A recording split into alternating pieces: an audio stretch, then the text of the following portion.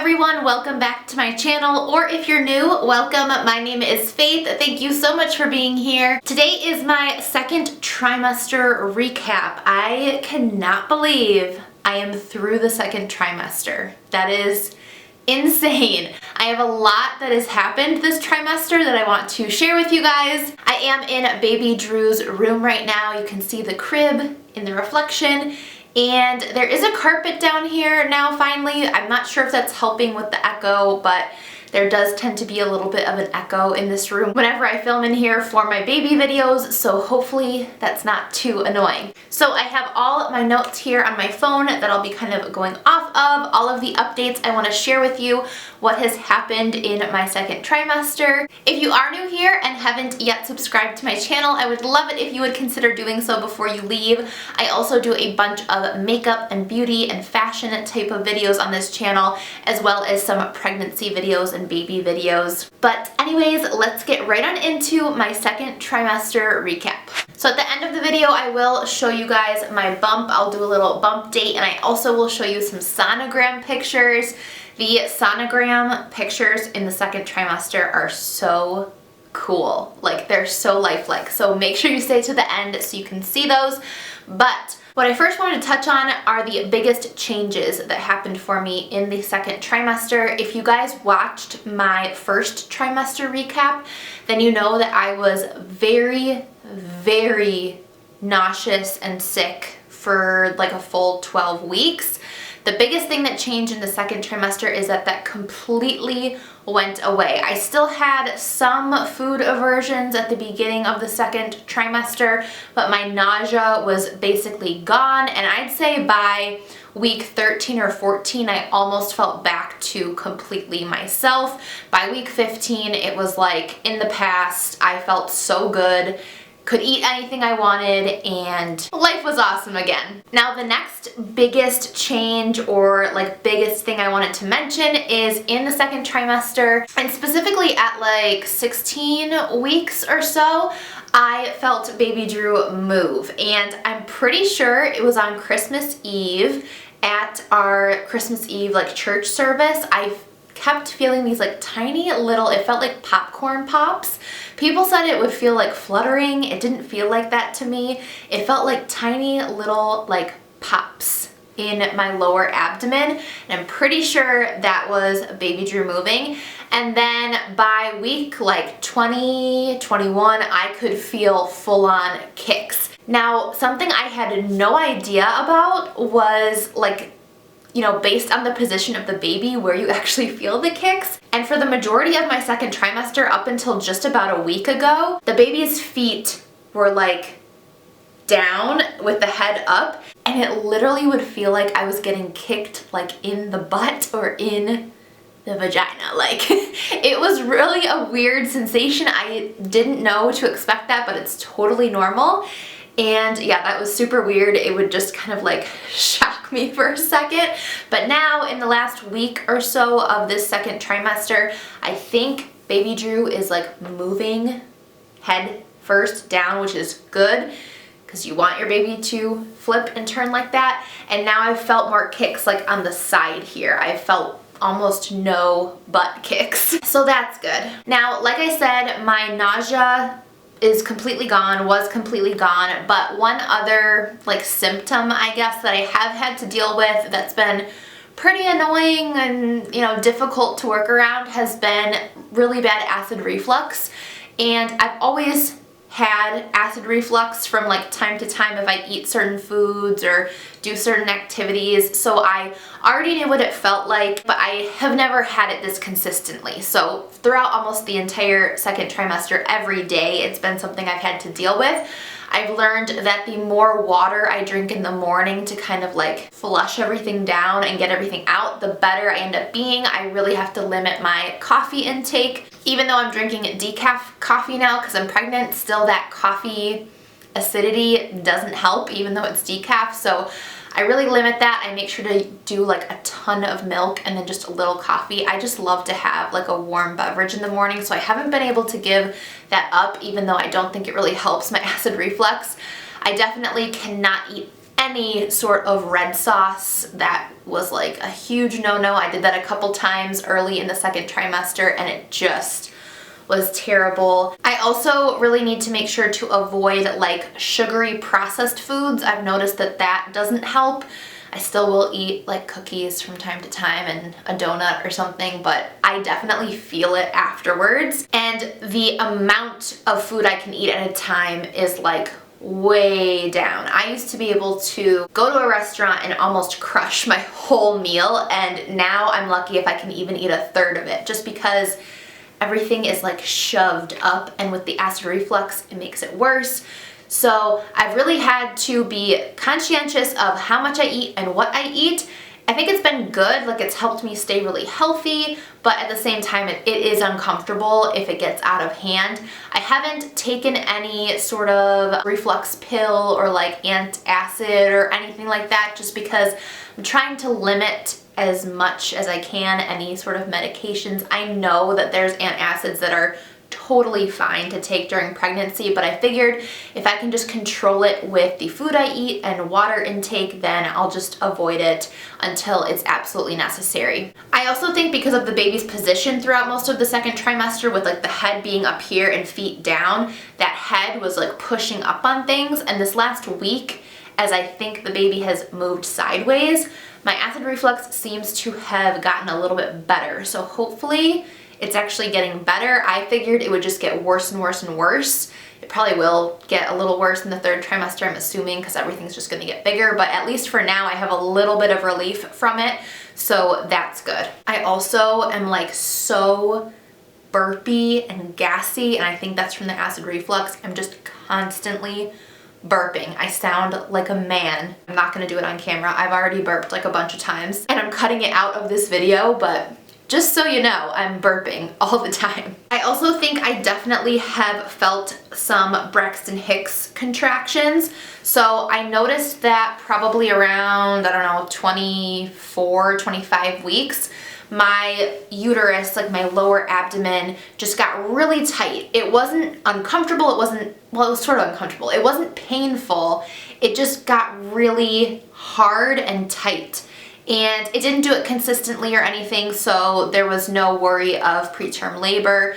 But my doctor did say make sure you're drinking enough water, because that can help and like make you not have those contractions. So I did increase my water intake, and I've noticed that when I'm not drinking enough water, I will feel that tightening, and if I do drink enough water, it generally isn't there. But I have felt them a few times throughout the second trimester. It's just like a really hard tightening of your lower abdomen, and mine would just like get tight and just kind of like very slowly dissipate, almost till I couldn't even notice it anymore. It wasn't like tight and then release, tight, release.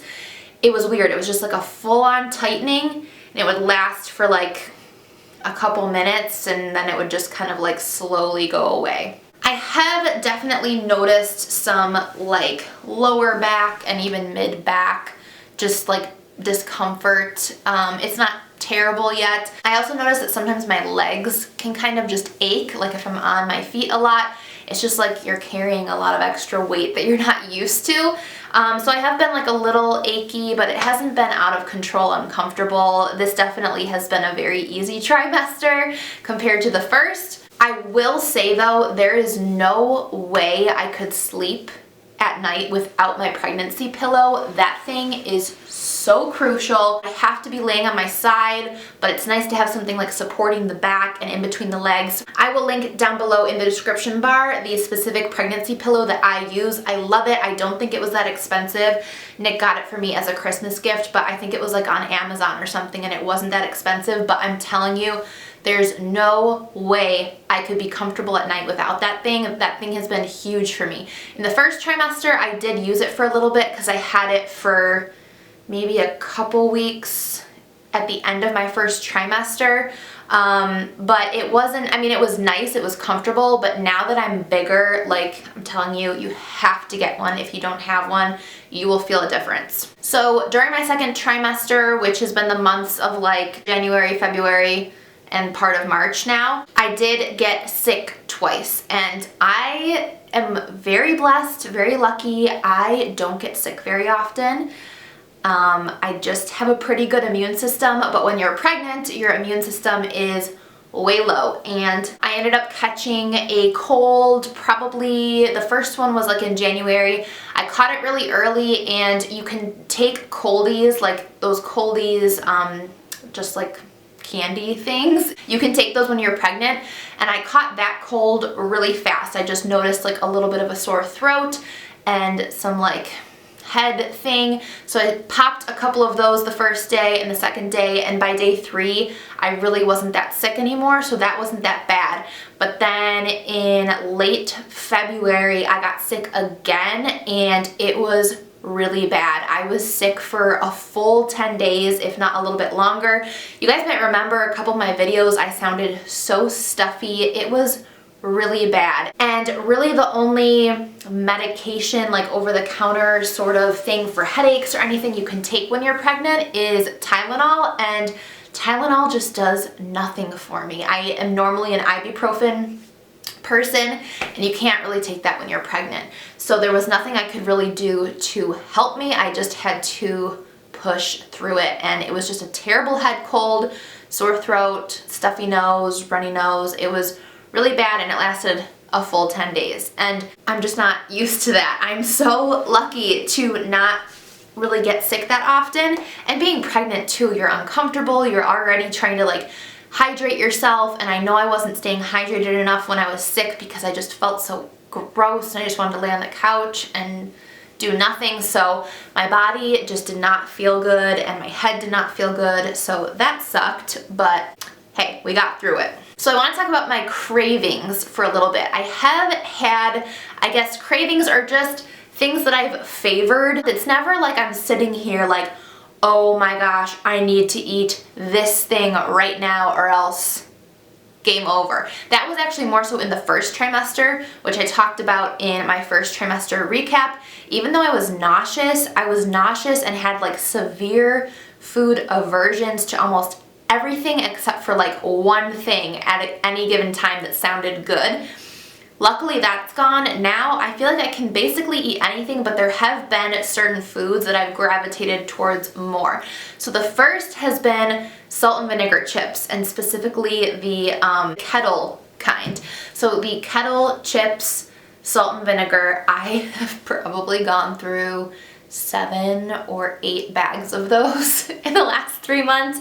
It's been really bad, but I've just been loving the taste of salt and vinegar. I have liked pickles, that vinegar, and actually the pickle juice, like the vinegar in that, is actually really good for your acid reflux. And I've noticed that when I eat one of those, I start like burping a lot, and that actually is like relieving some of that acid reflux. I also, this is weird for me too, I'm not like anti seafood, but I normally don't eat a ton of it. For some reason I've been craving seafood, and you have to limit that when you're pregnant because of the mercury levels. So you can only have like 1 to 2 servings of a certain type of fish every week. There are some fish that you can't eat at all, but like tuna and like cod and things like that you can have a couple times a week. So I have been eating a lot of white tuna and cod, like, and when I say a lot, I mean like a couple times a week I'll eat that,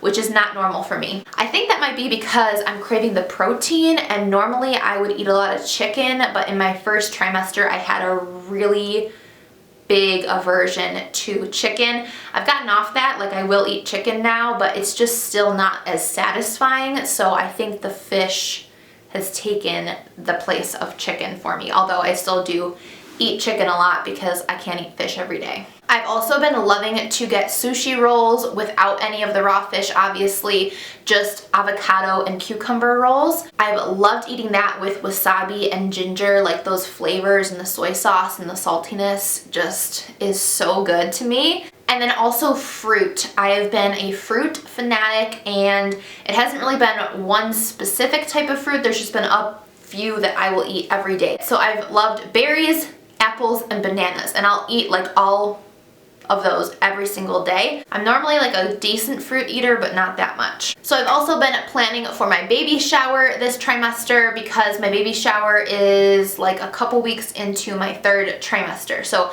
that has been super fun. It was super fun to put the registry together and really feel like we're getting things ready for baby Drew. The crib right now is just filled with stuff that I need to organize. We don't have our dresser yet, and the closet we haven't really like figured out how to organize yet. So it's not all put together, but we're slowly accumulating things, and planning for the shower has been really nice to see like all the things that we're gonna be getting and needing. I didn't really expect that process to impact me that much. I was like, okay, that's just something we have to do. We have to like get all these things off our checklist, but it was really fun. Like it really made me feel like I was bonding with baby Drew, like picking out things for him or her. We don't know the gender, by the way, if you are new here and haven't seen any of my other pregnancy videos. Nick and I aren't finding out the gender of our baby until delivery day. So that's why I keep just referring to him or her as baby Drew. I hate to say it. I've said it a few times and I feel bad doing that. But yeah, putting that together and getting ready for the shower has been super fun, and I'm really, really happy that I've had energy and felt really good to be able to do all of that. So now I want to get into my doctor's visits and show you the sonogram pics. So baby Drew's beats per minute is still ranging like in the 140s. I think during the 1st trimester it was maybe like 130s, 140s, and now it's been high 140s. I think it even hit 150 at one point. And I did go for my anatomy scan. So that's a sonogram, I think at 18 weeks it was, where they count the fingers and toes and make sure everything's okay. And baby Drew did not want to move. That little guy was just like in the fetal position, locked and not wanting to move. So they couldn't complete it all. I think it was like part of the spine they couldn't see. So I had to go back at, I think it was 23-4 weeks. We went back, and I thought at that time they saw everything they needed to see because it seemed like the sonogram tech was happy with it, but it turns out they still couldn't see baby Drew's right hand. So they saw everything except for the right hand. So I actually am going back next week for another sonogram to complete that anatomy scan. And I'm sure it's fine. They're like, we're sure that your baby has a right hand, but I don't mind going back for another sonogram. I think they're super fun. You get fun pictures and you get to hear the heartbeat and everything like that. So I was not disappointed that I had to go back for another sonogram. So let me actually go get my sonogram pictures and I will show you baby Drew. Okay, so here they are, and I will show you them up close.